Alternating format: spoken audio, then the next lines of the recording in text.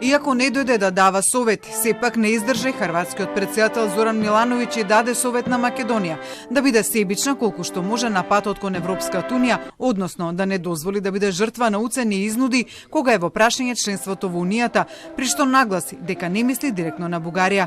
Милановиќ, кој престојуваше во службена посета на земјава, не смета дека сите совети што ги добива Македонија од Брисел, соседите, меѓународната заедница се паметни и корисни и ја посоветува да ги прима со вреќа сол и да работи по свое. Правила su jasna, treba konsenzus, odnosno treba jednoglasje, kako god okrenemo dođe na isto. Dokle god je netko protiv, Makedonija nažalost ne može napredovati na tom putu. Jedino je pitanje je li to zaista za vas, odnosno za vaše građane, najvažnija stvar na ovom svijetu i jedino vrijednost života i napora. Ili postoje druge stvari za državu koje definiraju kao uspješnu i realiziranu zajednicu.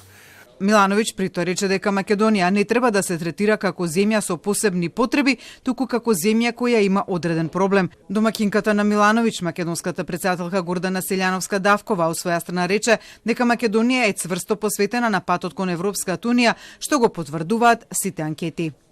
Повторувам дека копенхагенските критериуми се тие што од нас ќе направат стандардна европска досадна држава, дека ветото не е пријателски инструмент.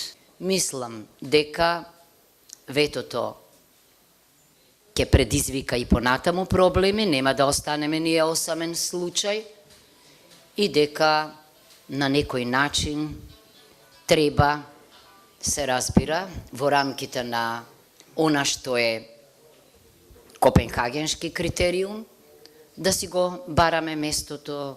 Претседателката се надева на разбирање од земјите членки на Унијата за проблемот која кочи Македонија во Европската унија, при што се надева дека разбирање ќе стигне и од соседите, односно дека ќе има ишчекор во добрососедските односи. Селјановска-Давкова за престојната посета на претседателот на Европскиот совет Антонио Кошта и еврокомесарката Марта Кос на Македонија рече дека нема да предвидува со каква порака ќе дојдат тие во Скопје, но се надева дека со нив ќе разговара за неодржливата состојба во која се наоѓа земјата, а што и штети на кредибилитетот и интегритетот на неважната политика на Европската унија, проширувањето.